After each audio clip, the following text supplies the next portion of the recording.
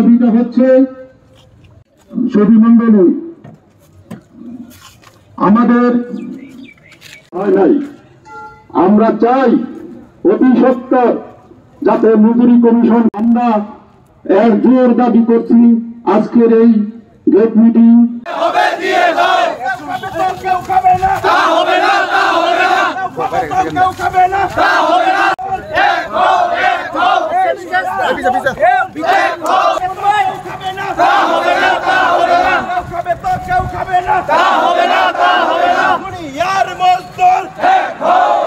BCIC কর্পোরেশনের আন্ডারে Bangladesh chemical industries কর্পোরেশনের আন্ডারে আমরা একটি ফ্যাক্টরি হচ্ছে FCCL, এরকম আরো অনেকগুলো সার কারখানা রয়েছে।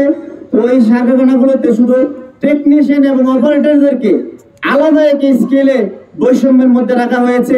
প্রায় 4000 আমাদের 6000 টোটাল BCIC এমপ্লয়ের মধ্যে 2000 এই টেকনিশিয়ান ও অপারেটরকে শুধুমাত্র এই বৈষম্যে মজুরি স্কেলের বৈষম্যের মধ্যে রাখা হয়েছে। আমাদের একটাই দাবি, আমরা সবাই বেতন কমিশনে আসতে চাই, আমরা এই বৈষম্যের মধ্যে থাকতে চাই না। আমাদের এই বৈষম্যহীন বাংলাদেশে এই বৈষম্য মানা যায় না।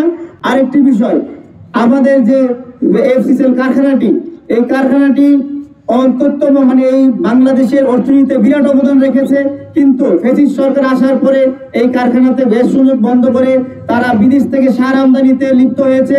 সার আমদানি করে আজকে এই কারখানাকে ধ্বংসের মুখে নিয়ে এসেছে। আমি বলতে চাই, এই কারখানার সাথে ইজিপ্টে আর 2টা কারখানা হয়েছে, ওই দুর্ঘটনা পুরা দমে 1600 মেট্রিক টন ক্যাপাসিটি থেকে তারা 2200 মেট্রিক টন ক্যাপাসিটি নিয়ে গিয়েছে। কিন্তু আজকে আমরা এই কারখানা গ্যাস সুন্দরভাবে চালাইতে পারতেছি না।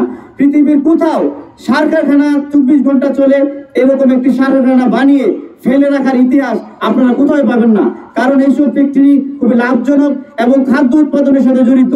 দেশের খাদ্য নিরাপত্তা এবং আমদানি নিরাপত্তার স্বার্থে দ্রুত এই সার কারখানায় গ্যাস সংযোগের জন্য আমি সরকার মহোদয়কে আবেদন করছি।